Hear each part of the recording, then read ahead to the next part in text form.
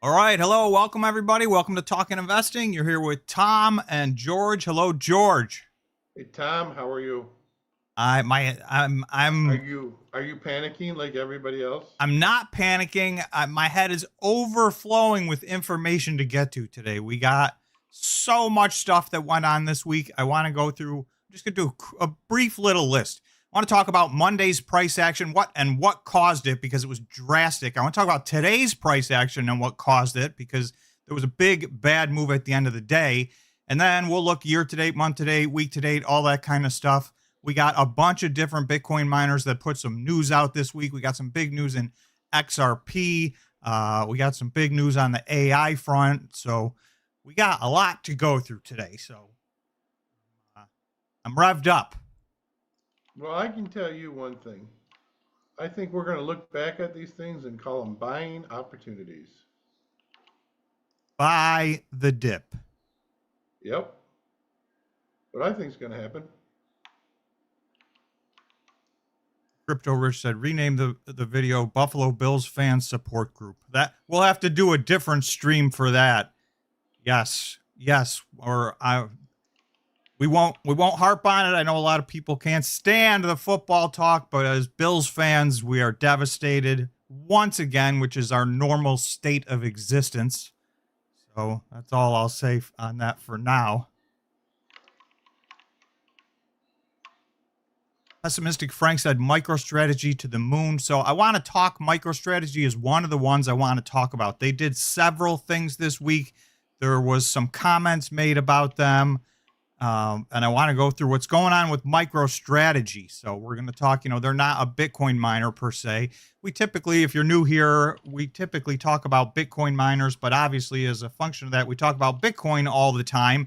And we talk about the ETFs, and we talk about MicroStrategy, and we talk about cryptocurrencies and whatever else is dominating.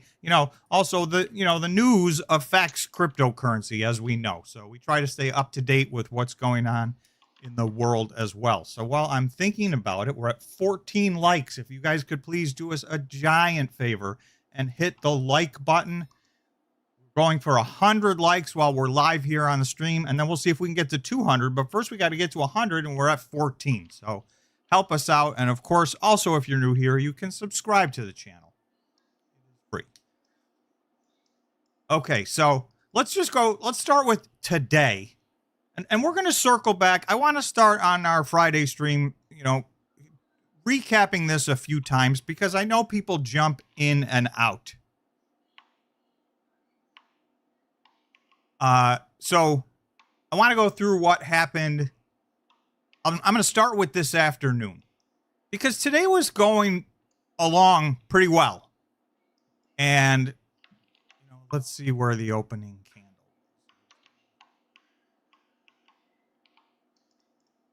So the stock when the US equity stock markets opened, that's the 9:30 Eastern Time candle. We were at about $104,700. We pulled back a little bit, but then we had a nice run. We got up to over $106,000. And then, we came back down to about 105. But then in the last few hours of the day, we just had this big sell-off. So that was a 3% sell-off in essentially the last 2.5 hours of the day. And then from the top to the bottom, to the close, I should say, it was over a 4% sell-off. So, we had a lot of stuff. The Bitcoin miners were doing just fine. We have one that was off to the races. We're going to talk about Cipher. They put out a press release, and I want to put that into perspective because I grabbed a couple things that I think no one else is looking at. So we're going to talk about Cipher's press release. The price action on this is either a short squeeze or people put a lot of faith into what I consider a very small press release. But this stock was up 22% today, 21.91%. It was up even higher than that at some points during the day, on a day where most of the Bitcoin miners ended up red. A couple ended up, a little bit green, up 1 or 2%, but most were down. And Cipher was up almost 22% on this news. So we'll do a poll and let you guys decide whether or not you think it's a proper reaction, an overreaction.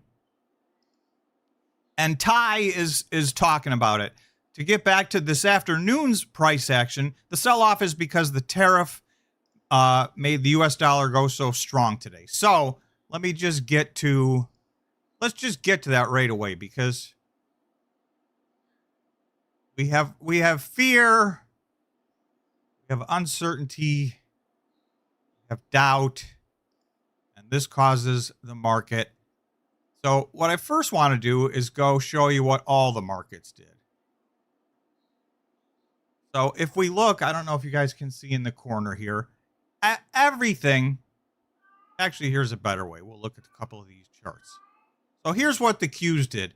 You can see, and the Qs are the NASDAQ. So that's an ETF that trades essentially along with the NASDAQ. You can see these are 1 hour candles. So we peaked in the middle. We were actually having a good day. We gapped up at the open. We were moving up.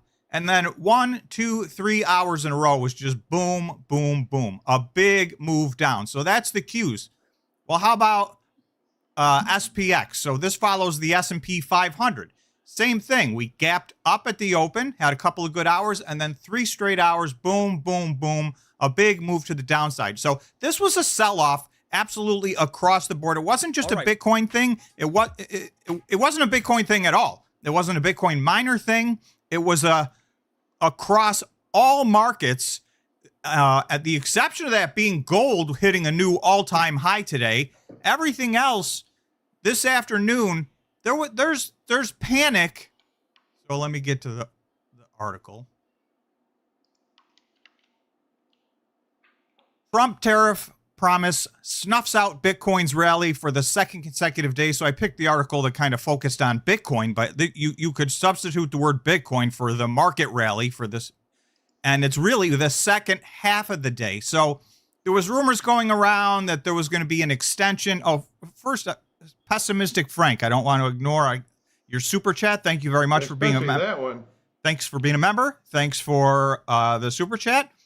On the way to the DMV to register my BMW. Thanks, Tom and George, on the adventure. MicroStrategy now all in.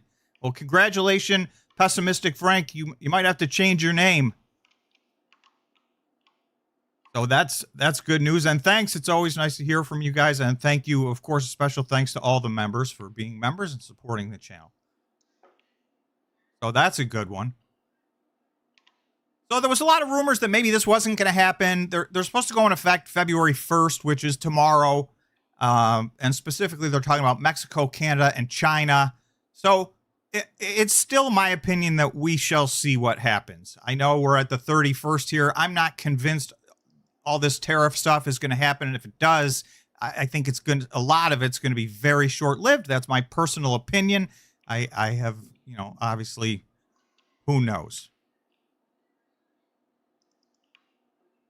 To review, the President Trump on Thursday promised to impose 25% tariffs on Mexico and Canada beginning Saturday, February 1st. Having rallied over 106,000 prior to that news, Bitcoin quickly reversed 2% lower to around 104,000, and we know it closed today at around 101,000. So it got worse even from the time this article was written. So I'm going to put up a poll right away.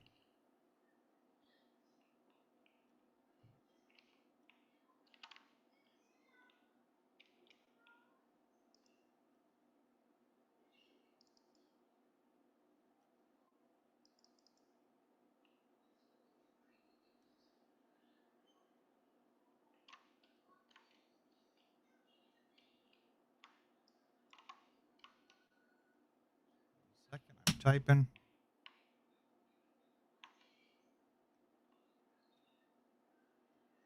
I'm gonna pick a time frame to quantify this.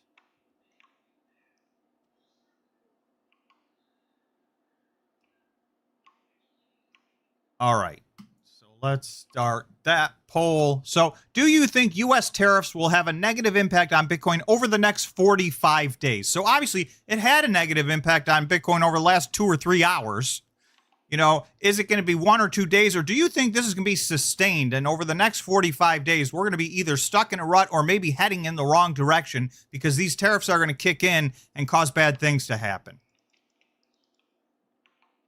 That is the question. We are at 33 likes. If you just got here or if you've not done so, if you could please hit the like button. It does help the stream out a lot in real time. We're going for 100 likes and then 200, but we can't go for 200 until we get to 100. So we're stuck at 33. Do us a favor. So, George, thoughts on these tariffs? We got tariffs supposed to kick in tomorrow.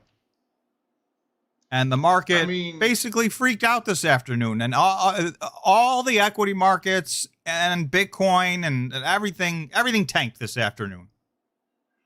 I mean, a stronger dollar is good, I thought. Well, you know, for Bitcoin, they're and this has not been true for the last 4 or 5 months, but in general, you know, there was a negative correlation. The stronger the dollar, the worse it was for Bitcoin. And the dollar's gotten very strong off of all this. It was already, you know, I don't want to say too strong, but it's at the very, very high end of its range on the, here, we'll go take a look at it. This is the DXY. Let's go to the 1 day.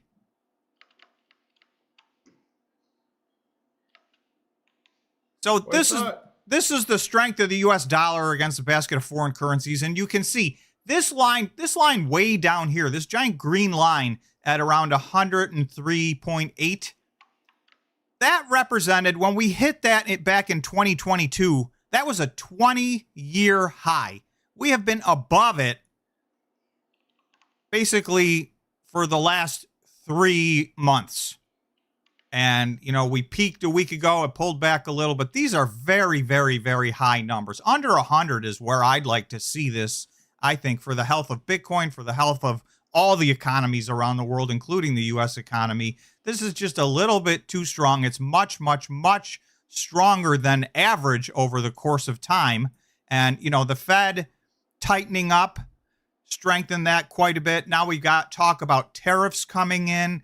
So, you know, I think this is, I don't know what's going to go on with this. And like I said, some of this big run up, Bitcoin, you know, while the DXY was running up, Bitcoin was having its own run up. So, you know, every once in a while that correlation does break, and we just went through one of those periods. So it could, both things could be true. The dollar could stay strong, or too strong as I'm calling it, but that's just my opinion. And maybe Bitcoin can still keep running up because Bitcoin's its own thing.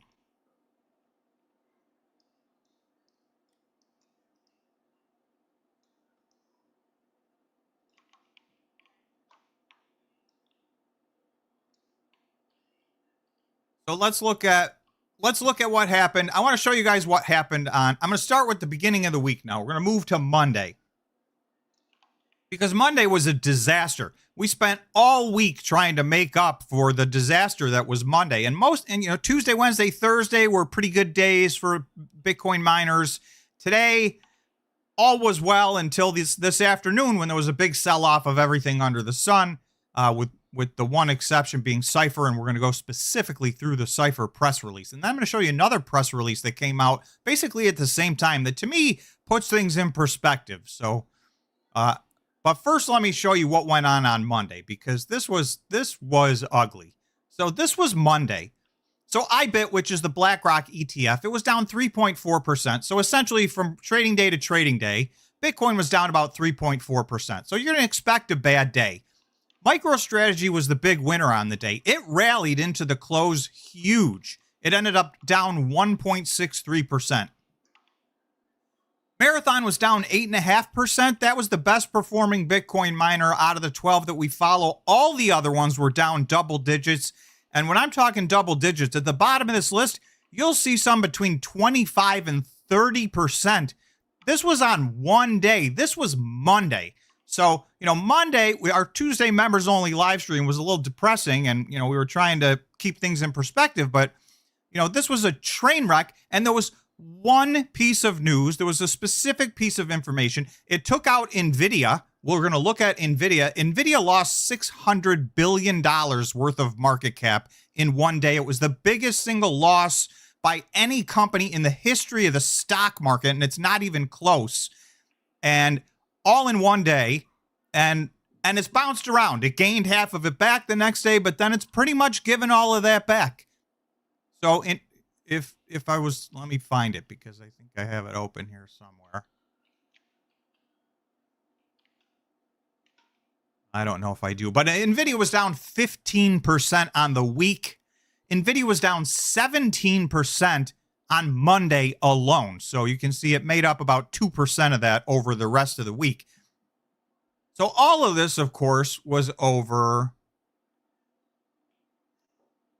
Bitcoin follows tech stocks lower as new AI app rattles the market. So Monday, the markets got wrecked, and it was all about this, DeepSeek. So what is DeepSeek and why is it disrupting the AI sector? So I'll come back to that, but first I want to show you.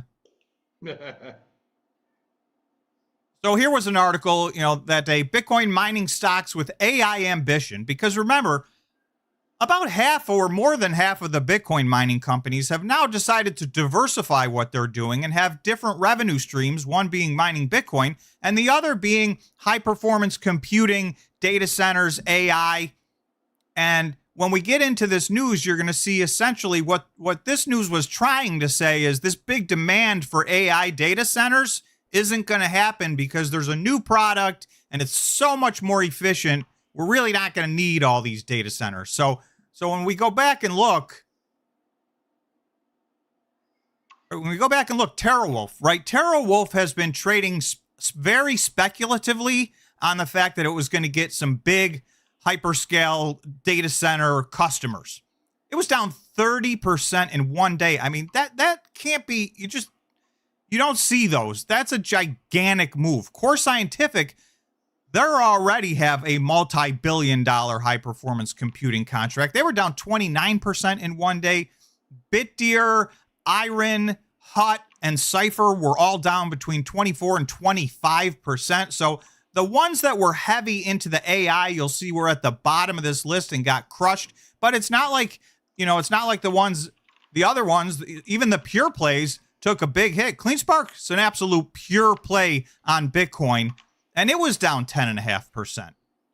So, everything got whacked. The market got hit hard. A $3+ trillion company losing $600 billion of market cap in one day, that alone took the NASDAQ down. So forget what the rest of the entire NASDAQ did.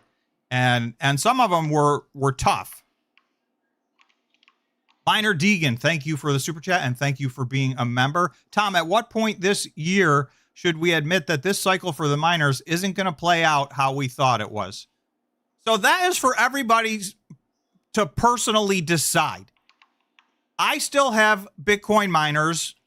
I haven't sold my positions, and I still have some that I have a very high level of conviction in. Maybe they're not going to get as high as we thought they were. I do think that 2025 is going to be an extremely good year for a lot of these Bitcoin miners. We're following 12 Bitcoin miners. So again, I'll say what I always say. We're going to have some Grand Slam home runs, some winners, some that do okay, and maybe we're going to have a few losers. So, depending on which one you're in, maybe you won't do well. That's what happened in 2025. There were in 2024.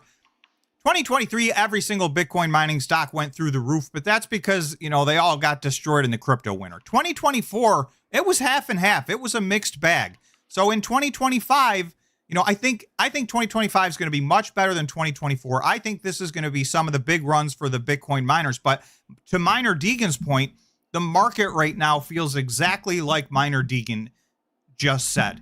They have completely lost interest in the Bitcoin miners, and they've lost faith. And there's a lot of narratives around that. Well, now, in this cycle, there's other ways to play Bitcoin. You can get into the ETFs. You've got MicroStrategy. And so the Bitcoin miners are never going to do their thing. So, okay, maybe that'll play out that way. That's not my investment thesis. I don't feel that's what's next.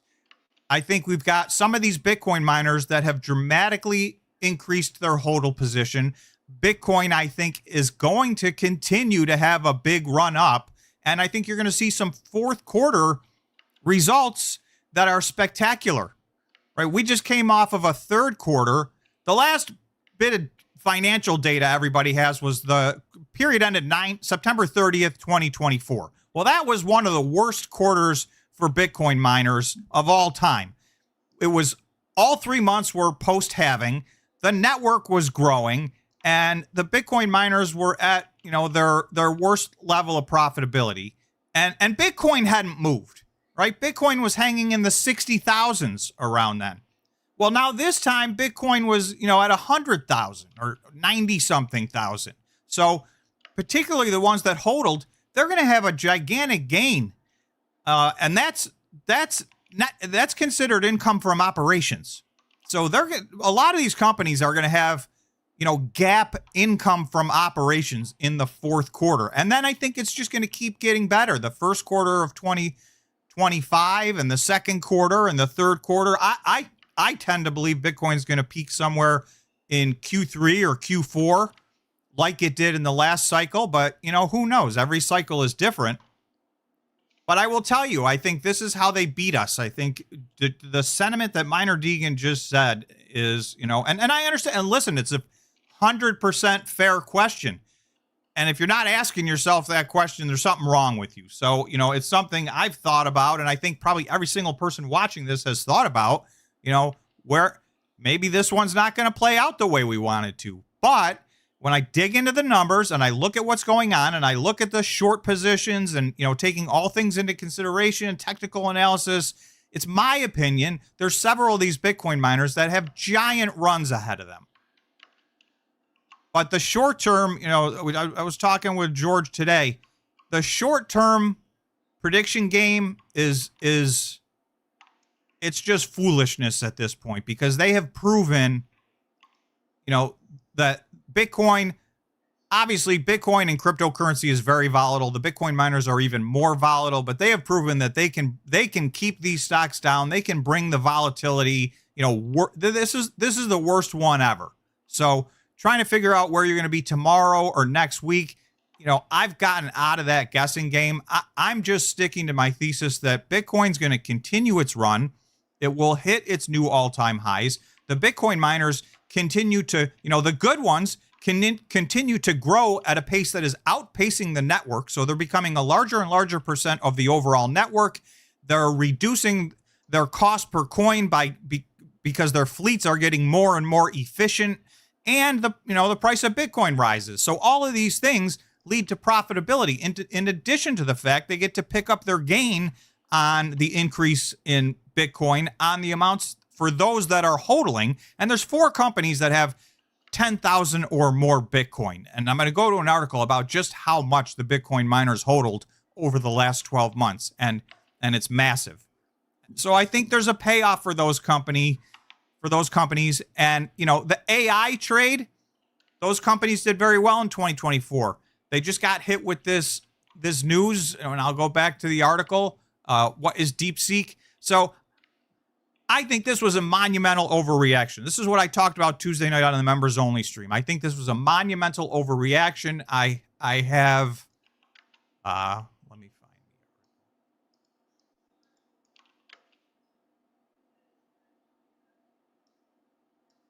it. Okay. Tom Lee calls Monday's market plunge a great buying opportunity after AI and crypto-led rout. So for those of you who know Tom Lee, he's a very famous person in this space. He is also a Bitcoin bull. He's also almost, I don't want to say a perma bull, but he's a very positive typically. But he's viewing this as one of the great buying opportunities of all time. And, the giant pullback that happened on Monday. So, I bought a little bit. And, I didn't go crazy because I've been dollar cost averaging in as many of you have for years on these stocks. So, I didn't, and the pullback to me, particularly the ones I own, were down more like 10 or 12%. I didn't own any of the ones that were down 25 to 30%. Well, let me double check that because I do. Yes, I do. Iron was down 24%, but it had just had a huge run up in the previous week. So all it did was give that back. But most of mine are up here in this group. So those were awful. Believe me, Monday was one of my worst days. It was one of my top 5 worst days of, my portfolio in the history of time. But I do think it's temporary. I did buy a little bit, and, none of this is financial advice. So please, you guys do your due diligence. This chart you're looking at right now shows you why you got to do your due diligence, and you got to believe and have conviction in your own stocks. Because if you don't have conviction in a stock and you see it drop 30% in one day, you are running for the hills. So if you can't stomach that, this is not a good space to be in, because we get days like this. But the other thing you'll see, we've had just as many days where we had these types of numbers, but they were all green. So that's the volatility of this situation. If you're gonna get your 20 or 30% update from time to time, well, you're gonna get one of these. I think it was a massive, massive overreaction. I'll just quickly go through this. Just for a like button update, if you could hit the like button for us. We are at 54 likes. We're going for 100 likes, and then we start to shoot for 200, but we have never not gotten 100. So let's, if you guys could do us a favor, it does help the stream out in real time, and it gets more people here, and that's the whole point of this. Let's get together and talk about what's going on.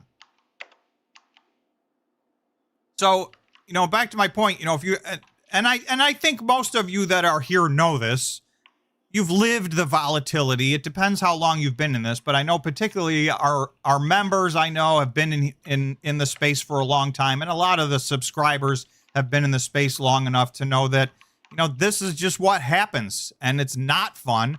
And it still is a fair question to say, hey, I will tell you, I didn't think these numbers, these numbers shock me. Cleanspark at $10.44, Riot at $11.88, Bitfarms at $1.45. Go down the list. I mean, if you would have told me Bitcoin was going to be at between 100 and 110 grand, and that's where these companies were going to be at, I would have said you're nuts. So I can tell you, it's already gone a lot slower and later than I thought it would or hoped it would. But I don't see anything that's changed my mind about how this all ends up. And I do know, for a while there was a trade on, and some of it is still on. A lot of these stocks are very shorted. There's people that are going long Bitcoin and short the Bitcoin miners, or going long MicroStrategy, although a lot less of that is happening. The sentiment on MicroStrategy has changed dramatically in the last maybe week or so. But they did have a really good day today. So we're going to have a MicroStrategy segment because they did a bunch of different things. But at some point, I believe these shorts will be forced to unwind when people see the financial statements, when Bitcoin starts to run, when the FOMO kicks in. We're going to get our run, but it might be something where you got to watch closely and take advantage and take profits at some point. I don't know. Right, because Tom, go ahead, George. Somebody said something that you and I were talking about, and it was Doug said, Tom, once miners explode and you sell off, then what's the next thing to talk about? Yeah, I wish I could tell you the next big thing. I mean, I have other stuff in my portfolio right now. My portfolio is ridiculously heavy in Bitcoin and Bitcoin miners. Are you still positive on your investments with Bitcoin miners? If you take them all together? Well, and all together, yes. I'm just wondering if there's one, and the one I'm thinking of is Riot. Riot was my last one to go green. And it's not because it's back to the numbers it was at when I bought it. It's only because I dollar cost averaged in for years on Riot. So it got so low that eventually that was the last one that flipped from red to green. And I would have to go look, and I have a few different accounts, so I'd have to add them up. But that one's probably pretty close to break even still. Whereas some others, like even with Bitfarms down this drastically, Bitfarms was in the at 37 cents. I mean, I was just buying hand over fist at that point. So, you know, at $1.45, which is lunacy in my mind, I'm still in great shape on that one. And so it really just depends on which ones you focused dollar cost averaging in on. If you were doing that during the crypto winter, and even 2023, there was still massive buying opportunities. 2024, there were big dips in buying opportunities. I think we're in a buying opportunity right now. Now, I've already bought more than I ever intended to buy, so I'm getting a lot stingier with my buying opportunities. Unless something's on fire, you know, I'm not going to make a lot more moves from here. And I am looking for what's next. So drop in the chat what you guys think I don't is even next. know what's next. I think it's going to be altcoins, personally. I think if the crypto is going to be the next run. So you think that'll go into 2026? Yeah. I think that'll go in for 4 or 5 years, honestly. Oh, so you're not looking for a crypto winter. You think we're about to run and keep running? Yes. I think there's going to be some change in Bitcoin, but I think overall there's going to be opportunities. So that's another debate we've had. Is there going to be a crypto winter, or are we over that? So let's end this first poll. Do you think the U.S. tariffs will have a negative impact over the next 45 days? So this was 60-40 said no. So this was actually very close. I think people are unsure. This speaks to the fact that people are very unsure. And, you know, fear, uncertainty, and doubt. Those are the things that drive the market down. So this is the perfect example of uncertainty. What's going to be the effect of these tariffs? In the short term, they've created uncertainty. So the effects are, we had a big sell-off this afternoon everywhere. Get rid of that. It is amazing how well. So when we've been talking, I've been saying that I thought the end of January, the beginning of February is when they were going to take off. So I'm kind of not really in shock yet, because I think that as we get closer to the fourth quarter giving us the returns, I think that's when the cat's going to be out of the bag, so to speak. The 2024 fourth quarter financial statements. Yes. Yeah, and those are going to start rolling in a couple of weeks. So for the companies where that's not their year end, they have 45 days. So basically by February 15th, for the companies that don't have a calendar year end, we're gonna get those. But the latest, I just went through and double checked this. The latest these guys can do even if it's a 10K and it's their annual report, March 17th is the last day to file your 10K. So we're going to get all of these. We're going to get a lot of them in February. We're going to get some of them in March. And yes, I think a lot of these are going to be really good and dramatically better than the previous ones, which were some of the worst ones we've had. Sour Melon Gaming said, just don't leave us, Tom, after the miners. I can't imagine life without you guys. Thank you, Sour Melon Gaming. I know you've been with us for basically the whole ride, so it's much appreciated. We love having you here, and we will definitely do whatever's next, or at least try. So we're not Try. And Christian was asking me, Tom, did you think last year was going to be good this time last year? So the answer to that is yes, I did. And actually, this time last year, we were almost in a little bit of euphoria because, you know, on January 11th, I think it was, the ETFs got approved for Bitcoin, which I was surprised. I thought that was early. That was a pleasant surprise. And then Bitcoin went on a rampage. So, you know, from there, it seemed like, wow, we're going to have even a better cycle than I thought. Well, then, you know, we did get, all of these got to, you know, new highs, not new all-time highs, but the Bitcoin miners had a gigantic run. And then we had 7 months of Bitcoin consolidating. So, we got ahead of this cycle, which was around this time last year, and then we had 7 months of bringing the pain.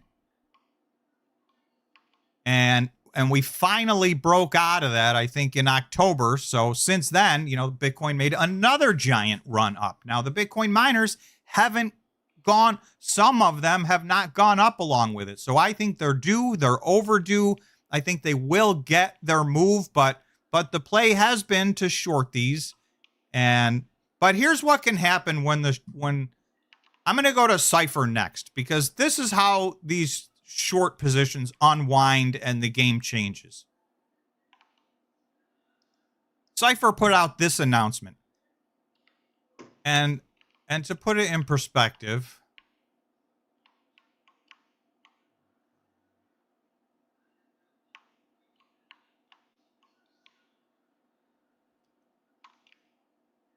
so Cipher's a $2 billion company, $1.99 billion. So they're around a $2 billion company. They put out this press release, I believe, after the market closed yesterday.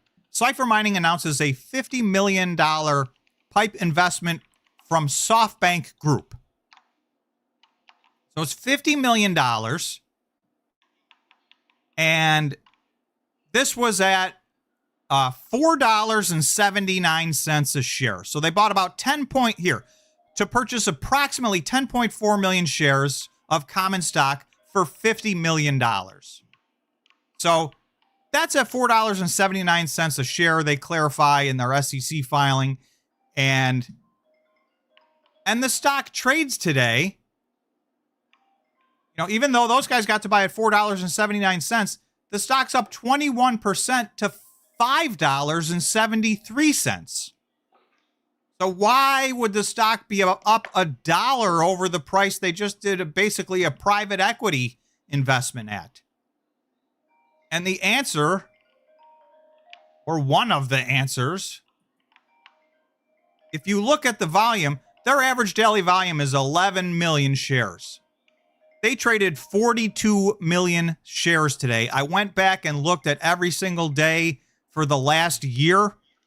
Monday, when the market tanked, was their highest trading day volume of the year at 30 million. And that was by far their highest of the year. And here we are, Friday of the same week, they trade 42 million shares. So that was by a mile the heaviest trading day this company's had all year. And it was up 22%.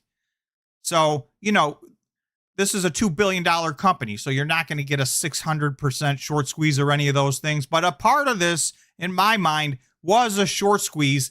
And it happens when somebody it's not the $50 million, because the $50 million is a very small amount of money. So the two things that I would say that are negative about this is it was $50 million. That's nothing, right? These equity raises, or convertible debt or equity raises, are usually 100 million's a tiny one, 300 million, 500 million, a billion. I'm talking just within the Bitcoin mining space. The peers of these companies have done $500 million offerings on a regular basis. That's 10 times the size of this. But I think the power was SoftBank. So they had a private equity firm jump in with $50 million, and it was kind of an endorsement. And I think people are reading this, trying to read the tea leaves and say, wait a second, if private equity's coming into this stuff, maybe we were wrong on Monday, and it's not over for the high performance computing, and it's not over for the data centers, and it's not over for the Bitcoin miners. Because to put this investment in perspective, I'm lucky because there was a really easy way to put this in perspective. So here was an article: Bitcoin miner Cipher surges on a $50 million SoftBank investment. Well, I'm going to go to another article. This was yesterday.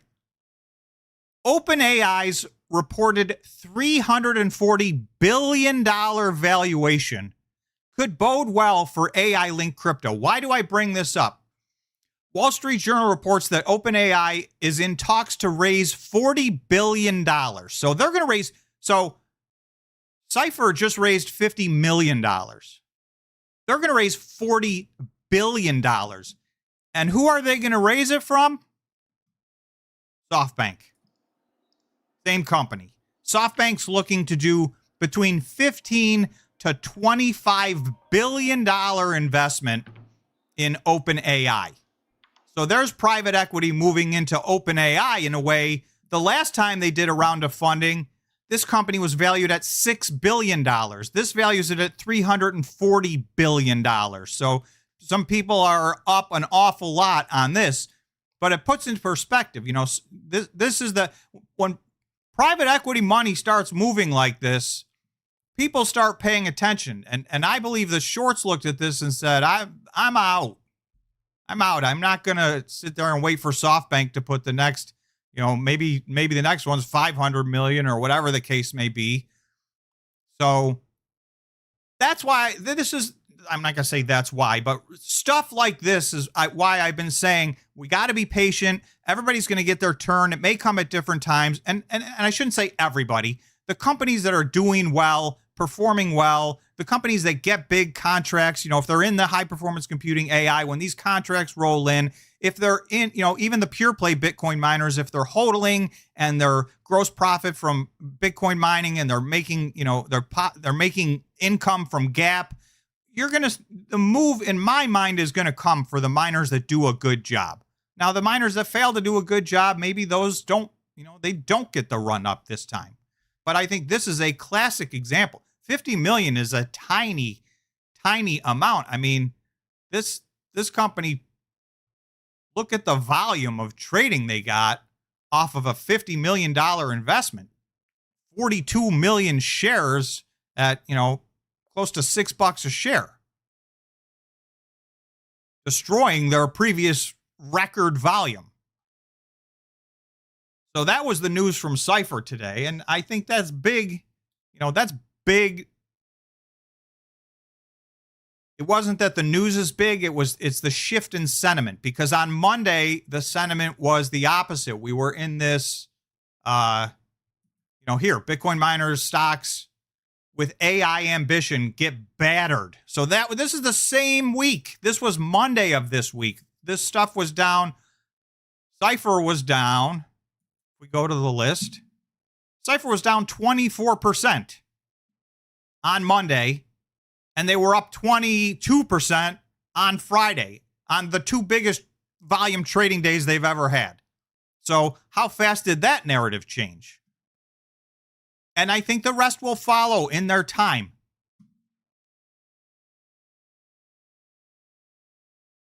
Some days will be across the board a nice big green day like this. Sometimes it will be just one. If we look at today, this was not a good day across the board. It was Marathon was down, Cleanspark's down, Riot's down, Iron's down, Core was up 1 penny, TerraWolf was down. You got Cipher up 22% on a day where a lot of things. There were a lot of things. Marathon, Cleanspark, Hive, those were all down 4%. Bitfarms and Bitdigital were down over 3%. TerraWolf was down almost 5%. So, this was not a good day, but it was Cipher's day, and they turned around today. And I would expect that rally to continue. Somebody saying a case of ramen noodles is worth more than a Bitfarm share. I know, to me, but you got to ask yourself, what is the company doing? So they have a press release. They put out a few press releases this week, so I want to go through those, because I'll put out a poll. I'm probably in the minority. Bitfarms has caused chaos for themselves, and I don't disagree with anybody on that, but I do think they're going to come out the other end of this in really good shape. They're going to look a little bit different than they anticipated, but they're doing a few things. So I want to go through what they're doing and talk Bitfarms, and we'll put a Bitfarms poll up. But first, I got to ask, we're stuck at 70 likes. If you just got here, or if you've not hit the like button, please help us out on our live stream by smashing the like button. It helps us out in real time and gets people here. So we're going for 100 likes and then 200 likes. Thank you to the 70 people that have hit the like button, and thanks to those that are about to. And Sour Melon Gaming said, I expect phenomenal Q4 results and phenomenal miner sell-offs. So, Sour Melon Gaming, I know you have been, for a couple of weeks, you've been very, very pessimistic. And I think it goes back to, the same thing Miner Deegan is feeling. This has been such a long, brutal process for if you're a shareholder in a lot of these Bitcoin mining companies, it just feels like there is no end to this. And we felt like, oh, we've turned the corner. How many times have we been fooled? A lot. And it's been a long time. And 2024, 6 of the Bitcoin miners were down on the year in 2024. A year Bitcoin doubled. So I get the fact that people are exhausted right now. But I do think I have not too many times in the past, I have sold things. I like to sell something if I think I've seen a change in the landscape, an event or something, a competitor or something globally or something specific with that company, that changes my investment thesis. I haven't. The only thing that I've seen is an underperformance from the stock, but that's a self-fulfilling prophecy. That the companies themselves, in my opinion, including Bitfarms, have a lot of good things going for them. Now, I can also list a bunch of chaos that has happened over there at Bitfarms. So, that one's done even worse than most. It was the worst performer in 2024. Riot was one of the worst performers in 2024. I got some stuff on that. They have another activist group compiling stock. I think there's going to be a big push for Riot, and they haven't said this new group, but I think they're going to join the bandwagon and try and get Riot to start moving some of their infrastructure to high-performance computing. So despite the fact that Monday we all decided, high-performance computing is dead because this new program. So let's go back to this. I'm just going to quickly go through what I think freaked people out. A couple of sentences. So this was a new AI model. This is a large language model program similar to ChatGPT. So, a lot of these things are the foundation of much more complicated AI products. This is kind of the base level product, but this was peer reviewed. A lot of people in the industry came out and said, "Hey, guess what?" And it's open source, so you can see it. A lot of people came out and said, "This is a good product. It's just as good as what's out there." Some people said it's better than what's out there. So that part's not in dispute. But I do think we're going to learn more and more about. And again, this is I believe a Chinese company. It is a Chinese company. And, I'm skeptical of data points that come out of the US. So, I'm very skeptical of data points that come out of China. And this was a very little bit of information. So they said a couple of things. The company has attracted attention in global AI circles after writing in a paper last month that the training of DeepSeek V3 required less than $6 million worth of computing power from NVIDIA H800 chips. Now, Chinese companies are restricted on which NVIDIA chips they can buy. I don't think they can buy the H100s, which is the ones that, all the companies here are gobbling up. But they were saying, well, we only spent $6 million. But you got to read the language here. It said training the DeepSeek V3 required $6 million of computing power. So that doesn't mean they spent $6 million. They might have spent $100 billion. They spent $6 million on this portion of what they're doing, right? This is a tiny, out of context piece of information. Now, they did go on to say one other thing. Let's see. So it blew up in the App Store. Everybody freaked out about that. I'm not sure it's going to end up even being allowed to be in the App Store. So that's a separate conversation.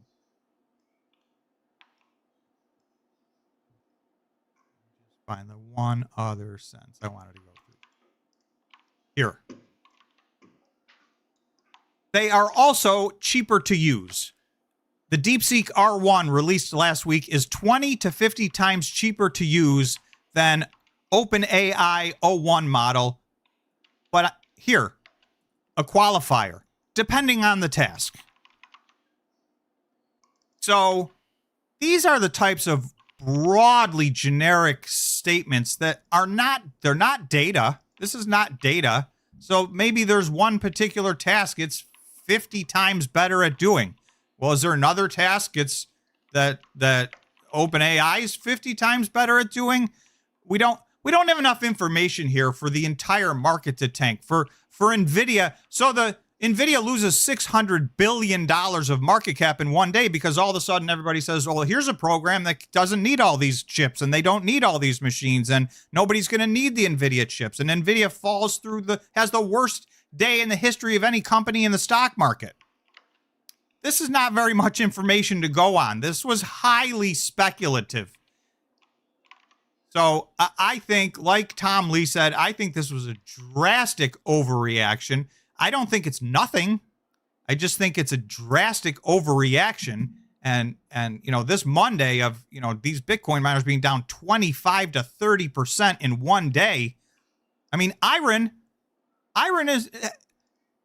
one of the largest Bitcoin miners. Forget if you valued their high performance computing at zero. They're still priced, they're competing right now with they mined more Bitcoin last month than Riot did. They're potentially going to be competing with CleanSpark for the number 2 spot. So, and all of a sudden they're down 25% in one day. Now, I think CleanSpark's going to maintain right now, we'll go take a look at those. So Marathon in December, and it's January 31st, so next week we're going to get January numbers. In December, Marathon mined just under 900 Bitcoin. They did say they got a little bit unlucky, and that's a real thing. For those of you who understand how Bitcoin gets mined, mathematically they got a little unlucky, but they still mined about 900 Bitcoin. So they're by far in first. CleanSpark mined 668. They're by far in second. Now, Iron has announced gigantic growth plans that rival CleanSpark's growth plans. So, somebody posed the question, is it possible 1 month in 2025 that maybe Iron even mines more Bitcoin than CleanSpark? So I suppose that is possible. I tend to think Marathon, you're going to see this 1, 2, 3, 4 for the rest of the year. Marathon, CleanSpark, Iron, Riot. Nobody else is poised to catch up to these 4 in any way, shape, or form in the number of Bitcoin that they mine in 2024. Beyond that, yes, there are companies that have big plans, and we get big new announcements all the time. So, things can change. It's hard to project out for a year.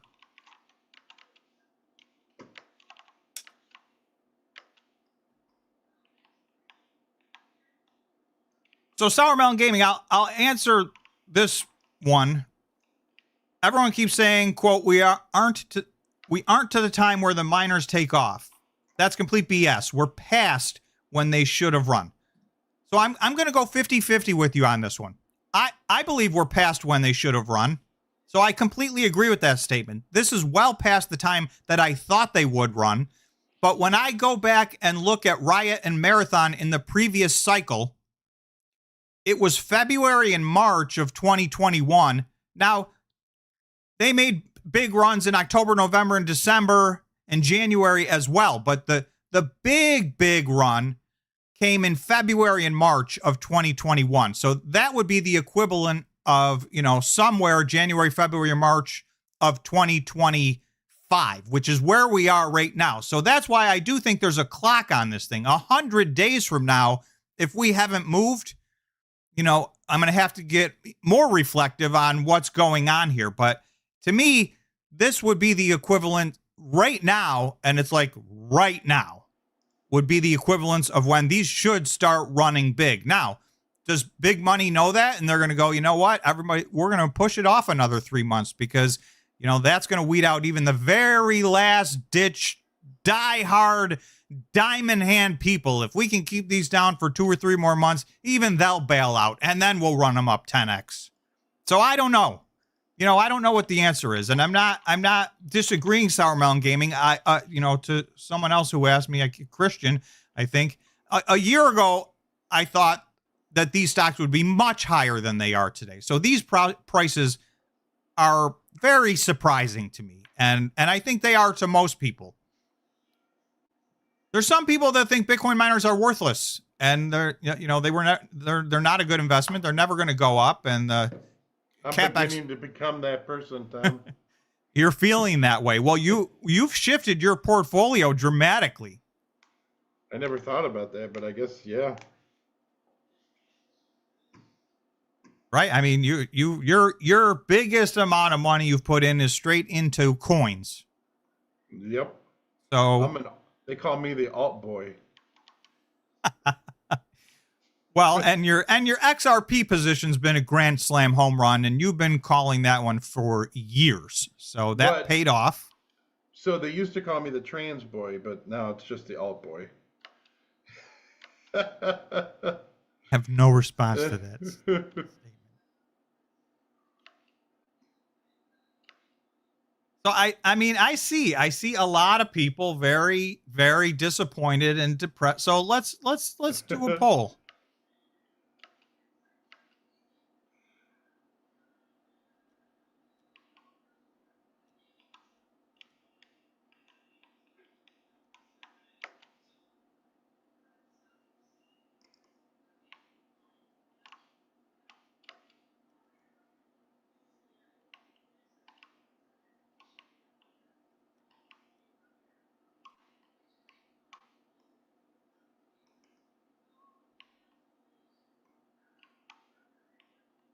So we'll just ask it this way.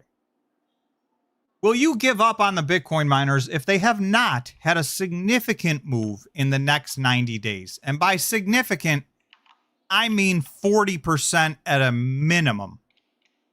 Significant, could be 100%. It could be more than 100%. But I think 40 should be a cutoff. So if that doesn't happen, if we go 90 days, without the next move up in these things, who's throwing in the towel? And I know some of you have already thrown in the towel. And you know what? Only time is going to tell what the right move ended up being.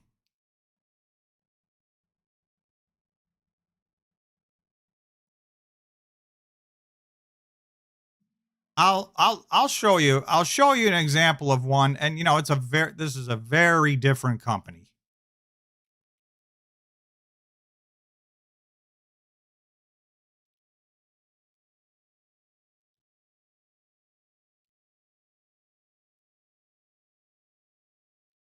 So Microsoft is trading at $415 after holding it for 4 years, and it bouncing between $25 and $30. I said, I can't. It's been 4 years. It was more than 4 years. I can't do it anymore. I sold all my Microsoft for somewhere between $25 and $30. Had I held on to that, it's now worth $415. Now, obviously, I reinvested it in other things, so you make up some of that. But I sold this, and I didn't. It wasn't. I sold this for the wrong reason. My thesis on the stock didn't change. I got tired of waiting for it to move, and that's what I'm saying. I don't think that's when you sell a stock, when you're exhausted and tired that it hasn't done what you wanted it to do, because the market can be irrational. I mean, that's the oldest one in the book. The market can be irrational for longer than you can stay solvent, or longer than you can keep your sanity, or, insert whatever you want there. But there's plenty of these moves, where if you sold, you missed some of the most epic runs in the history of the stock market. This thing's basically 20x'd since I sold it.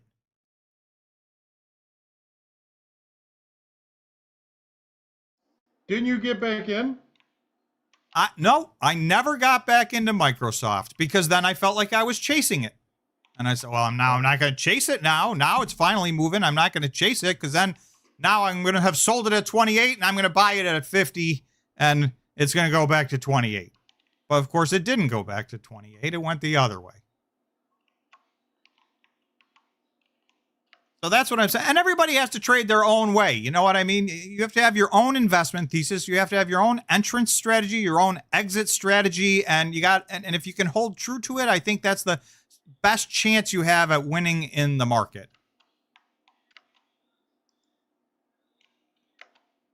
Sour Melon Gaming saying, Tom, I'm sorry. I've just hit a peak in frustration these last few weeks. Good news does nothing, but bad news will drop these instantly. And Monday was the perfect example of that, Sour Melon Gaming. You're 100% right. Right? We get one bit of, I don't even know if you can call it news, and these things drop 10, 20, 30% in one day. That's exhausting.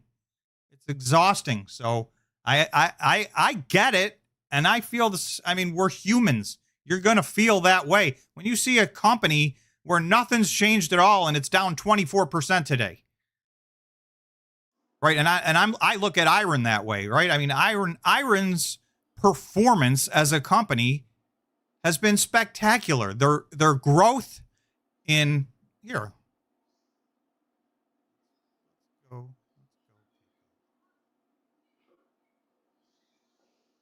Right, they're mining 529 Bitcoin. If I go look,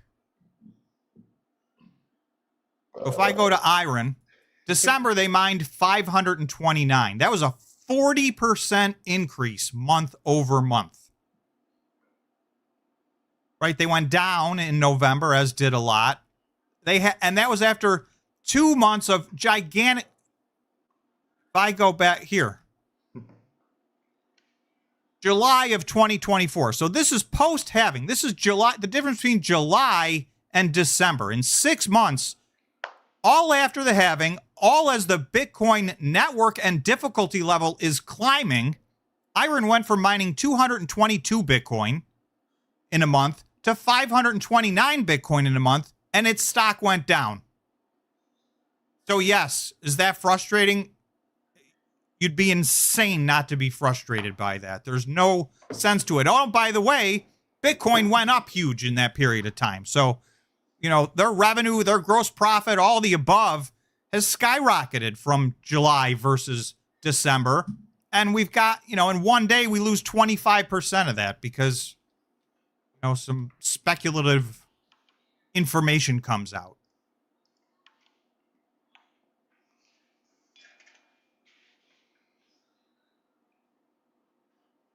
Larry's saying, I agree. And the minute you sell, it will go up and the markets. And that makes me scared to sell. LOL. I mean, and Steven is saying, I wasn't shaking out of CleanSpark at $3. I loaded up. I ain't going to bail on miners now. So that's how I feel, Steven, right? I mean, that's what I'm saying. CleanSpark got under $2. I think they got down to $1.74 at the bottom of the crypto winter. So yeah, I bought a bunch of CleanSpark in the $1, $2, $3 price range. So am I pissed that it's at $10? Yes, but that's one of my greenest positions in my portfolio, despite the fact that it's, to me, it needs to do a double just to get back to where it was, you know, at its peak in 2024. And it's a much bigger, better company than it was then.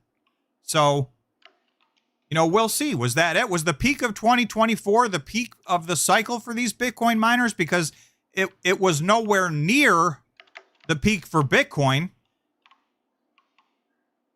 Right in the middle of 2024. Let's go to CleanSpark.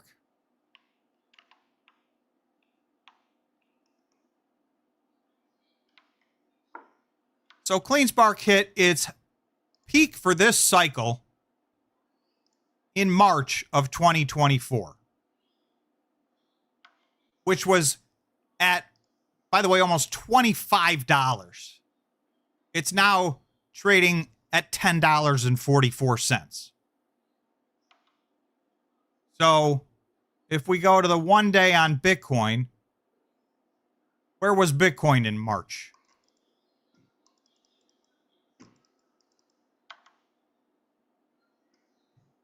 So Bitcoin had a huge run up to 73,000. That was the new all-time high. So we are now over 100,000. We're at 102,000. And if you go back to CleanSpark, it's down 58%. So do I think there's opportunity there? Does their company's performance dictate that it should be down 58%? Does Bitcoin's performance dictate that CleanSpark should be down 58%? Maybe some of you think the answer to that is yes, in which case you should not buy CleanSpark. I look at that the opposite way. And again, this is not financial advice. I just look at this as, these are wildly volatile stocks. This is in a downturn. And, thank goodness, for the people who gave up right here. Go ahead, George. Did Marathon do another ATM? No. Okay. I believe they still have an open ATM. And they did almost $2 billion of convertible debt and bought Bitcoin with it a couple of months ago. Don't get me. What's his name just started talking to me again, so I can't answer this question. Don't do it. Prowl, you answer it. Tom, wouldn't you agree that CleanSpark management buying a jet for 10 million USD was a piss taken out on the investors? I think the optics of it were bad. I will not say anything. I think the optics of it were bad, but you know what? I mean, it's a big company. I think that they probably utilize that jet. They have locations all over the United States, so they do need to move around a lot. Is it a bad look when, as a shareholder, you're sitting here in pain and you go, and they bought a jet? Yes, the optics of it are bad, but honestly, I mean, it's an immaterial amount of money, and they're probably getting their worth out of it. Well, they're not getting their worth out of it, but I can tell you what they should have done. They should have started another company and then leased the jet back to CleanSpark, and then nobody would have been the wiser. Well, it's a public company, so, if they start another company, it would be a wholly owned subsidiary. You know what I'm saying, not them. You know the game. Right. I understand what you're saying. There's other ways, you end up paying rent to yourself. You end up paying this. Yeah. So, and I know that, but to me, that's not changing. Let me put it this way. It's not changing my investment thesis on CleanSpark. When I look at CleanSpark, I go like this. I go, oh, they're mining the second most Bitcoin out of any Bitcoin miner. 2 years ago, that would have been unthinkable. They just started Bitcoin mining 4 years ago. They had 0 exahash. They're, here. CleanSpark's so as of December 31st, Marathon was at 53.2 exahash. So that's number one out of all publicly traded companies. CleanSpark was at 39 exahash. No one else is even close to that. Riot and Iron were very close to each other. Now, Iron mined a lot more Bitcoin because they're a more efficient miner. They get more Bitcoin per exahash, always have, than Riot does. But CleanSpark's a very efficient miner. And their growth was astronomical. So their growth is huge. They continue. They have, here, I'll go to this is everybody's reported joules per terahash. So this is fleet efficiency. Where's CleanSpark? In second place out of all the Bitcoin mining companies. So they mine the second most amount of Bitcoin. They have the second most amount of Bitcoin miners. They're the second most efficient Bitcoin miner when measured by joules per terahash. When measured by Bitcoin mined per terahash, they're similar. So what are they doing wrong? To me, nothing. They also closed out their at-the-market offering and said, for the time being, we're not doing another one. So for those who feel like, they do nothing but dilute, they have told us their at-the-market offering is done, it's closed, and we're not starting another one. So you've got a pause here in time, in my mind, where this stock should be running.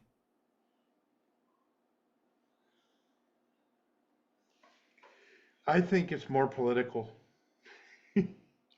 But here's the thing.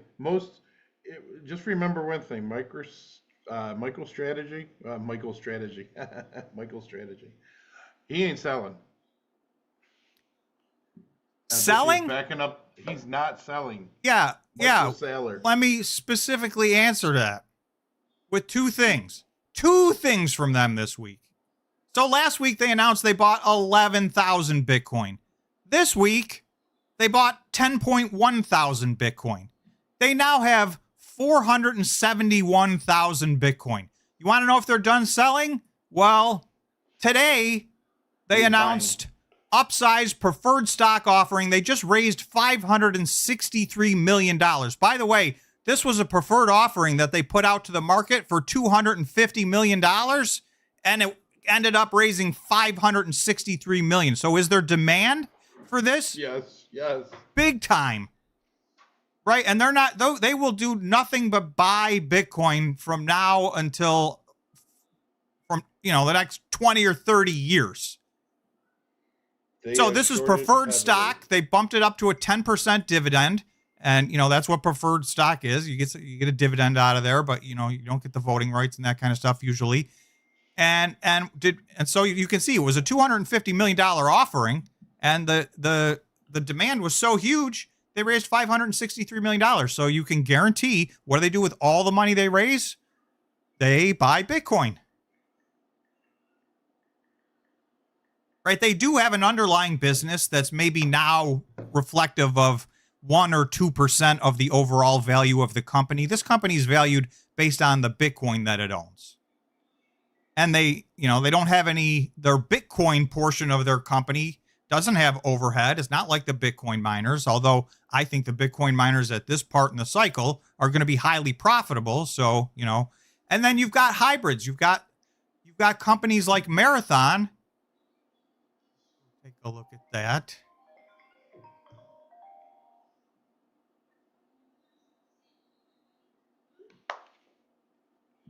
So Rex Finance says on his X profile that MicroStrategy is a pyramid. Well, he's piling on. I've seen a lot of people bashing MicroStrategy recently. I follow one person on YouTube. I won't say who they are, but they're, they have like 100,000 followers. Their number one trade for the year for 2025 is shorting MicroStrategy. Now, I happen to disagree with them. That is kind of stupid, especially with this new administration that the United States has. Yeah, I think MicroStrategy is going to do just fine this year. They did unbelievable last year, so maybe it won't be as good as last year, but I don't think it's nothing I would get in the way of in short. But the counter argument is, MicroStrategy trades at 20 times book value, and Cleanspark trades at 1.5 times book value. So this is what I'm saying. There's a massive amount of room for upside. You name a way to look at this, and you'll see that these stocks are priced lower than almost anything else you can find out there by any matrix. And the ones that are doing a great job operationally, and that's going to flow through to having good financial statements, to me, they're going to run. But they're going to continue to be volatile. I mean, let's go back to this Cleanspark. I mean, look at the volatility here. This was at $1.74 at its low. It ran from $1.33 in November of 2023 to $13 in December of 2023. I mean, what kind of run is that? So am I going to sell now? Because that's a 288% move in a month and a half. I don't want to be out when the next one of those comes along. Now, you get the opposite. Then it turned around and pulled back 50%. What I consider, there's a couple of super strong levels of support.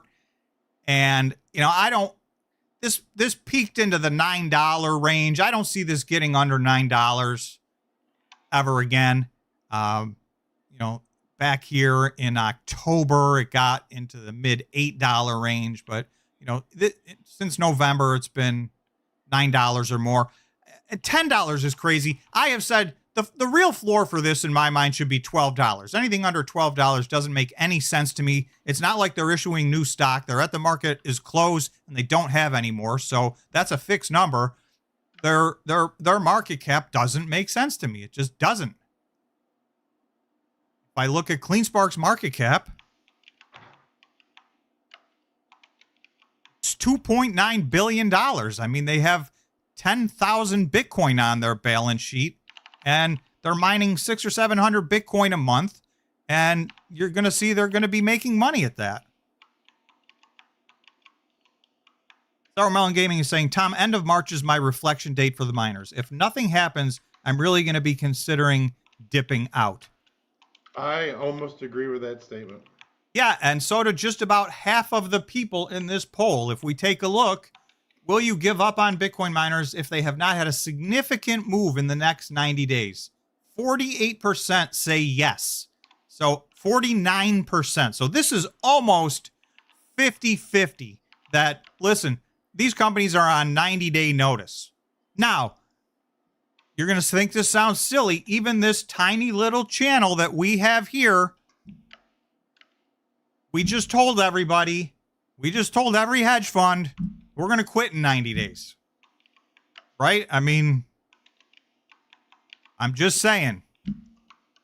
I'm not quitting ever, so.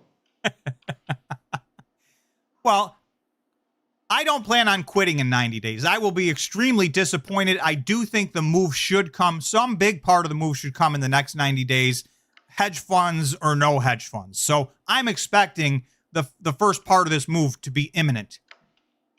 And I guess we'll have to have that conversation in 90 days.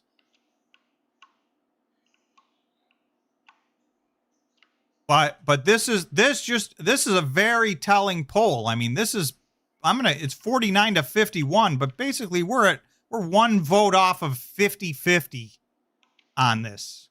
So we'll end this poll. So 90 days. This is 90-day notice for the Bitcoin miners. Now, obviously, I think people's minds will change. If the next 90 days is awful for Bitcoin, then we're not going to be surprised if, it's not good for the Bitcoin miners. But I think an assumption in here is Bitcoin's going to continue to do its thing. And if the Bitcoin miners don't go along with it, something's wrong.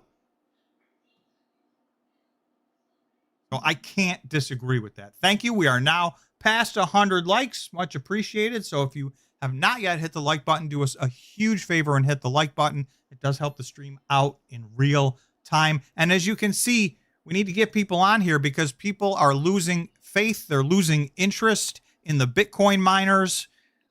They're giving up.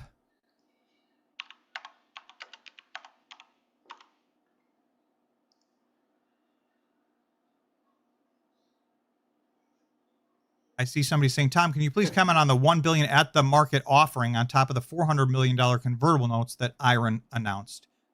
And mentioned that they sell all the Bitcoin to avoid excessive shareholder dilution. So I have mixed feelings about this. They've done 3 at the market offers. They did and this is why I don't feel too bad about it. And while they dipped the day they announced that, they came all the way back and went up from there. Now, they got crushed on Monday like everybody did. But the first at the market offering they did was $500 million. And that's when they were like a $250 million company. That made me scared. I sold my Iris. What was then Iris, what was now Iron, although the ticker was always Iron. I'm going to tell you what the 10K is at. This will tell me. I won't look at my account. Oh, it's going to be awful. It's going to be a nightmare. So the next time they did, then they used that $500 million and they grew their business dramatically. Prior to that, they did not have a track record for me. So, a $200 or $300 million company doing a $500 million offering with no track record of success was very scary to me. The next time they did a $500 million offering, they had tripled their exahash. They had done what they said they were going to do. And I think that one was received very well. And I had a lot less problem with that one. And they were a multi-billion-dollar company at that point. Well, here they still sit. If we look at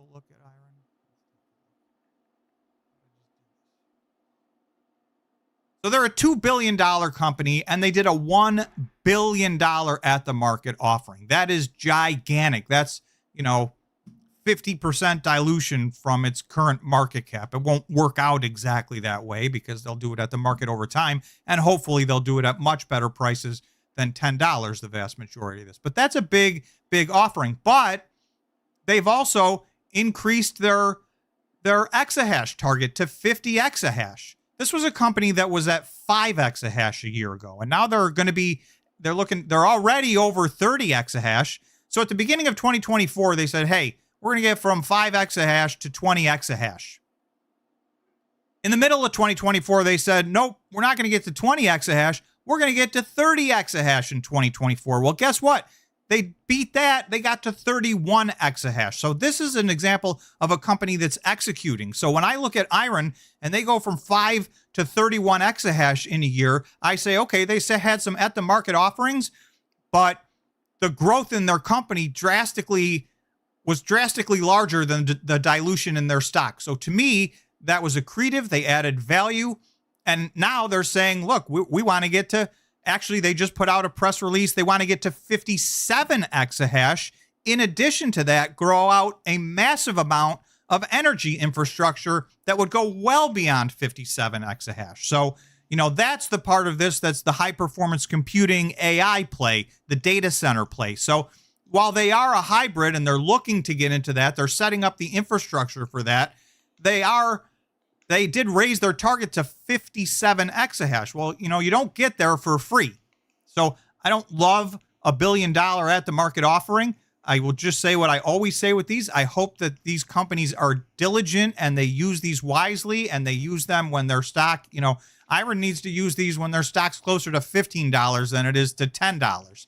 And they need to get where they're going and maybe come in under budget and all those kind of things. Come in on time, under budget. Sour Melon Gaming. So I did that. That was I didn't do that this time. I sold that the first time around a couple of years ago. I bought some Iron. I felt like they were undervalued because, like I said, they were somewhere around a $200 million company. And then they announced a $500 million at the market offering. And I said, I'm out.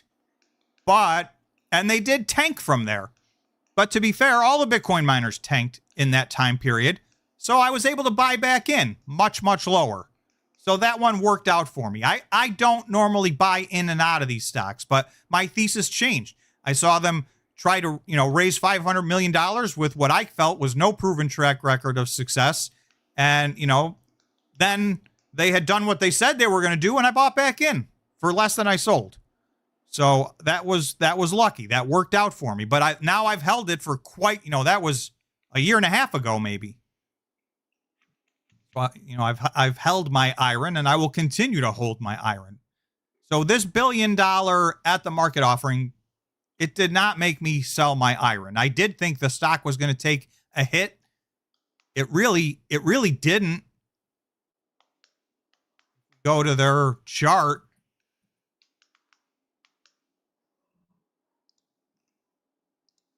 So you can tell the day, well, that's actually not the day.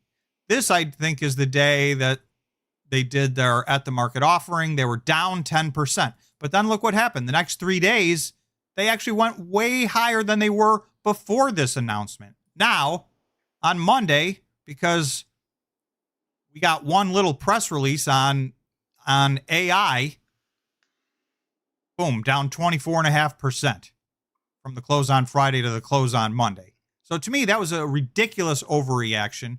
This stock is, I think, not financial advice. I think this stock is at a crazy undervalued number. For this stock to be at $10, I think doesn't make any sense. And it got up to, you can see it's done a double top here over the last 8 or 9 months, more in the $15 or $16 price range. So I suspect it will get back to that and beyond by the time we're done. Will said, you told us at the time you would never buy back into Iron. I very well may have said that at the time, but I did let everybody know when I bought back in. I don't tell everybody every single move I make, but I try to let people know if I'm making a shift or if my opinion has changed. And, it was 4 or 5 months later And, they were showing immediate results. They were doing everything they said they were going to do, they were doing. It may have been more than that. It may have been 6 or 7 months later. I can't remember the exact time frames, and they've continued to do so. They've continued to meet or exceed expectations of what they told their shareholders they were going to do, versus a Bitfarms who has fallen short of their expectations. They've moved the goalpost, and now they're changing their overall language on, who they are and what they do. So I understand the fear around Bitfarms. Yes, and Harrison's saying I bought. That's correct. Tom ended up buying $1.50 Bitfarms calls, and we're now under $1.50. And so we're going to see. I got some May Bitfarms calls, which is not that far away, and I've got some August Bitfarm calls, both at $1.50. So we'll see if those pay off or not. And my feeling is, so let's talk about Bitfarms for a minute. I'm going to put up a poll.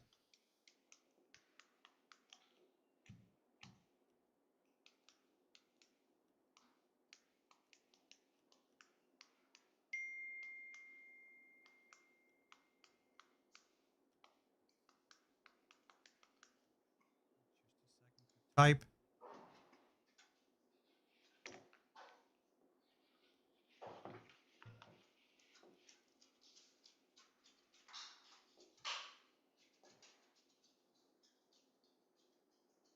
All right, so this is a negative way to word this, but this is the talking points that seem to be running around Bitfarms. Do you think Bitfarms has lost credibility and at this point it's a bad investment?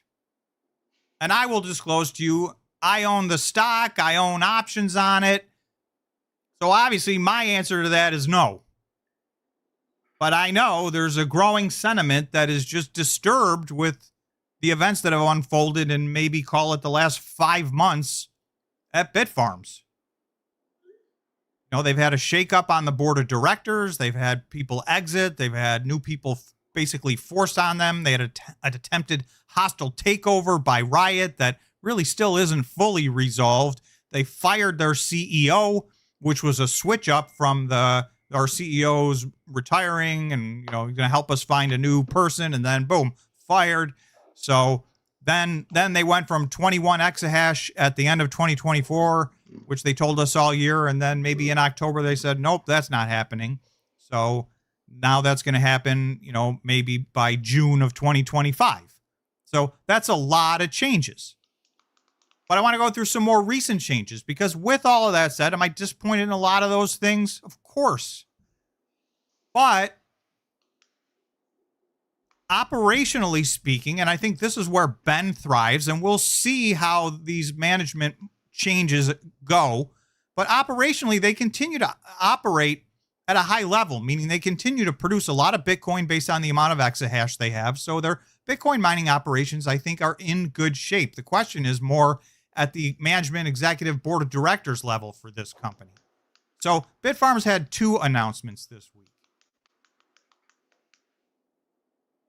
The first one, Bitfarms enters into a binding letter of intent with Hive Digital Technologies for the sale of its Paraguay site.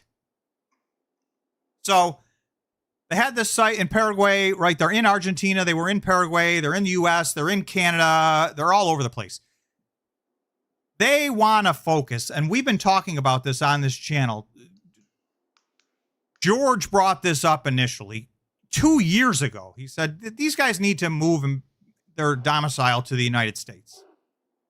Since then, several other Bitcoin miners have done so. Bitfarms has not yet done so, but I'm going to read this second line first.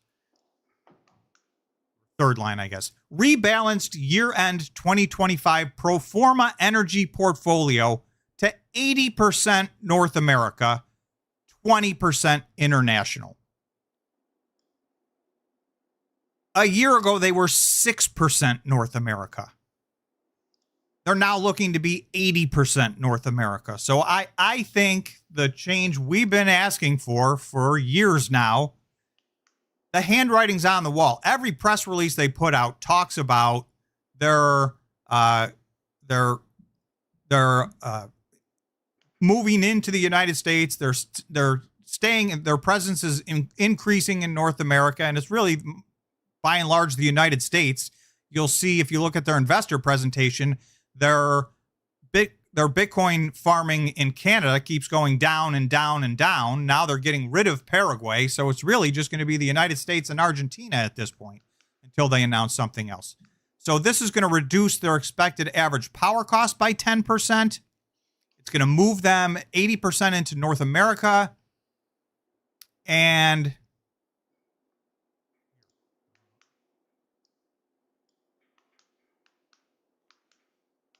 significantly reduces anticipated 2025 capital requirements. So I do think a part of what happened, not that, some people said they ran out of cash, they're liquidating investments, they're in trouble. I don't think that's it. I think that this company looked back and said, are we better off? Because what they were going to try to do is get to 21 exahash at the end of the year and 35 exahash in 2025. And I think somewhere somebody said, wait a second. Maybe if let's just stop diluting, because the biggest chorus that has been nonstop from all Bitcoin miner investors is you guys are diluting these companies to the high heavens. It's too much. We can't take it. We can't take any more dilution. So I think what they've done is switched gears and said, instead of diluting our way to 35 exahash, we're going to maneuver ourselves into a North American company. We're going to get to the 21 million or the 21 exahash that we promised, but we're going to do it with significantly reduced anticipated 2025 capital requirements, meaning all those at the market offerings you might have been worried about us doing in 2025. Well, we're really not going to need to do those. We've switched up our mentality. We've switched up our game plan. We've switched up our cash management approach. And that I think is what this company has done. And that's why they sold this. So it's not that they're out of money and they needed to sell this. That doesn't even make any sense if you look at their balance sheet. But I do think they made a conscious effort to say, we're not going to go to 35. That's just too much for us based on where we're at, where our stock price is at, with all the chaos that has occurred. They don't want to dilute themselves at $1.50. They'd rather get healthy again, get back up to a good number, and then maybe grow. And by the way, by then, maybe they're going to be able to buy machines that are at 7 or 8 joules per terahash if they put things on pause for 6 months or 8 months or 10 months. So that I think they are moving in the right direction. I understand everybody that feels like they're moving in the wrong direction. And I think, they did move in the wrong direction for a period of time. But I see, in my mind, I think I see where they're going with all this. They then put out this press release today. Bitfarms engages strategic partners to develop high-performance computing /AI business. We are confident that our North American portfolio pipeline, particularly sites located in the PJM grid, is strongly suited for high-performance computing /AI. The contracts associated with high-performance computing AI customers provide long-term, steady cash flows and earning streams, while our Bitcoin mining operations will continue to monetize Bitcoin's flexible upside potential, creating a powerful and resilient portfolio that will generate long-term value for our shareholders. So that's who they have now decided they are. That's what they're doing. They've hired 2 firms to get them involved in understanding, what's the cheapest, best way to take the infrastructure we already have, convert it from Bitcoin mining to high-performance computing. So instead of going to 35 exahash of Bitcoin mining, let's add a second revenue stream and get diversified like many of their peers have done. And other than this Monday when they all got destroyed, those were the companies whose stocks were performing best. So maybe this is an ill-timed announcement, right? Because Monday, everybody freaked out about the high-performance computing part of these businesses. But I think they have a plan. It's not the plan they had, admittedly. They've switched gears. But I think it is going to cause less stock dilution. They're not going to be quite as big, but 21 exahash is big. They're going to be bigger than Core Scientific. So, they're going to be a player in this space. And by the way, they're priced Right. Well, Iron's sitting here at $2 billion, and I think they're underpriced. Bitfarms is now a $700 million market cap company. I mean, all of its peers are double this or triple this or quadruple this. So to me, I just feel like every piece of bad news has been priced into this, and the assumption that they're going to fail going forward is priced into this. So to me, that leaves it's higher risk. I have less conviction in them than I did 6 months ago. I will admit that. They used to be my highest conviction play. Well, all this stuff that's happened has moved them down a notch from that list. But I still have conviction. I think there's risk reward here. So for me, I like these guys. Not financial advice, right? I mean, this may be too volatile and too high risk for a lot of people. And if we look at our poll, George, do you think Bitfarms has lost credibility and is a bad investment? 67% of those who responded. So anybody, if you're able to vote, give us a vote and let's see what's happening. We didn't get a lot of votes on that, but 2/3 of the people that voted said, yeah, we've lost. They've lost credibility. They're not interested. I think it's in going investing. below $1 again, Tom. You think they're going below $1? I will buy more if they go below $1. They just are so good at beating it up. And Crypto Golfer is saying, who remembers when Bitfarms was fighting to stay above $1 2 years ago? We were all counting the days above $1. That's right. And they were down at 37 cents at one point. At one point, and for those of you who have been here long enough, listening to the channel, let me go to their chart.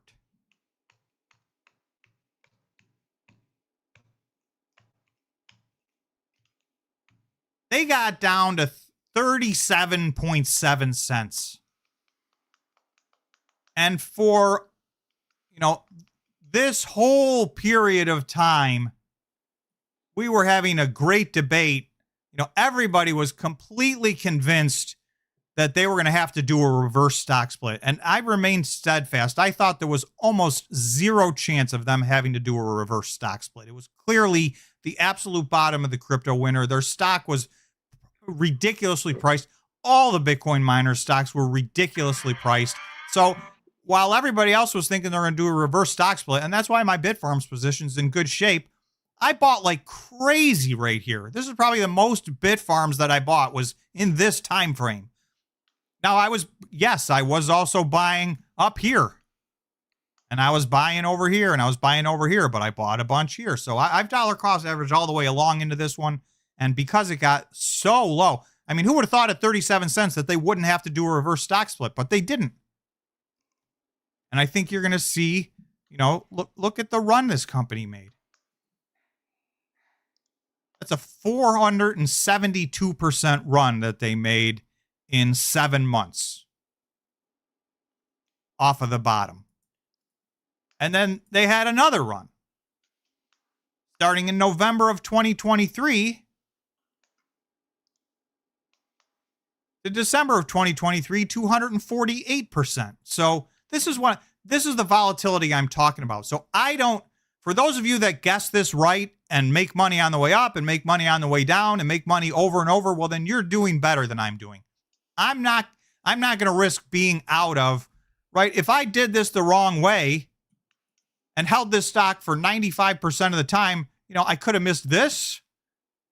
Could have missed this. I mean, right? If I panicked and sold here, and then all of a sudden I'm FOMOing up here and buying here. So instead dollar cost averaging in and increasing my position. So you see my point. And obviously everybody's got their own trading method. So that's just what I do. But the people have spoken. 2/3 of the people have lost confidence in Bitfarms. So they're going to have to earn the market's confidence back. That's where they're at. I think they know that's where they're at. And I'm hopeful over the next 3, 4, 5, 6 months, you're going to start to see performance that reflects what they're talking about, and they start moving towards those goals. And I think if they do that, and they start doing what they said they were going to do, and I also think you're going to see I believe February 27th is the stronghold vote on the stronghold shareholders have not yet voted on this merger. So that's going to happen on February 27th. I think you're going to see that happen. I think you're going to see that pass. You know, I think 2 or 3 months later, you'll see that close. I think those are all positive catalysts for, I'm on Iron right now and I'm talking about Bitfarms.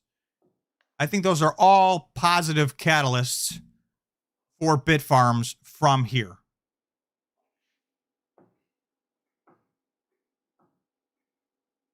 Starmelon Gaming saying, Tom, I won't tell you what to do, but I'd strongly consider taking that money to a different miner if I were you. Bitfarms rep is so bad, people are not going to buy it like they will the others. I think that's true in January. I think that's true in February. I think that's true in March. I think by April and May, I think they're going to start to do some serious repair to this damage they've done in their credibility. If I'm wrong, I also have some August calls. If I'm still wrong by August, then I will have lost money on my call options. And, you know, you win some, you lose some. We should reach out to them, Tom. You know that? Reach out, see what's what. No. See if they will allow us to become marketers for them. Because they need help. Yeah, well, we can see how damaged their right. This poll is very telling. Harrison saying, what's your point, Tom? It's still down 64% all time. Well, I mean, it can't be down all time, but I cannot manage though. When will their and my point, Harrison, is that I have made money on Bitfarms. So personally, by dollar cost averaging in. When do they release their fourth quarter, Bitfarms? Well, it's going to be sometime before March 17th. That's the deadline. So there we go. Because they're going to have a pretty decent fourth quarter. Yeah, they mined a lot of Bitcoin in the fourth quarter, and Bitcoin price went way up in the fourth quarter. That could be why they sold Paraguay or whatever. Well, Harrison, I can hire people as hot as Sue. Don't worry. I didn't say I'd have to be the face of it. I just said somebody needs to do it. This is a company, I don't even think they have a marketing department. You know that? It doesn't feel like they have a marketing department. It doesn't feel like they're out there in front of this. And I know Hut, you know, are the masters at that. And Sue is 24/7 making the case for Hut. And no, I don't think there's a counterpart really at any of the other Bitcoin miners that.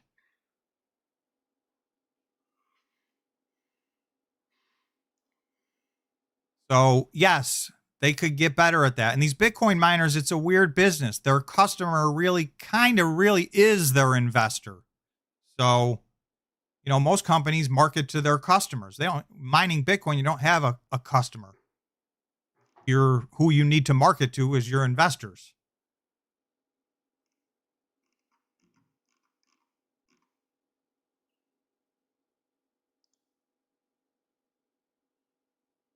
So we'll end that poll. My wife, no offense, it's okay. I agree with you, by the way, Harrison. I got to sneak out because my wife's like walking around pacing saying, get off. Well, it's 6 o'clock our time, so it's that time for us to sign off anyway. So thank you, George. Any parting thoughts? It can't last forever, this brutal days. We have to get into the green again. It has to happen. I think it happens sooner than later, personally. Another couple of weeks at the most. So you're bullish over the next couple of weeks on the Bitcoin miners? Yeah, I mean, I think the stuff's going to take off. But all right. Good. I'm going to tell you something. I'm really down in my investments. And it was $42,000. The 10K was $42,000. And remember, it got up to $8,600. Isn't that crazy? That's insane. Well, you know, fortunately, you diversified into some other things, and in total, you're way up. But you know, on the miners, it's been tough for all of us. So once I stopped day trading, is when I got destroyed, just so you know. When I was day trading, getting in, getting out. But I was thinking I could start the pump again. You want to know how? How? I could sell my shares of CleanSpark. That Oh, seemed to be exactly what happened last time. do everybody to take one for the team, sell your shares so it goes on a run? That was a six-figure. I'll never forget that. Oh my goodness, as long as I live. That was just the worst timing. And that's what I'm afraid of. So, Yeah. you know, But I'll do it for you guys. Why not?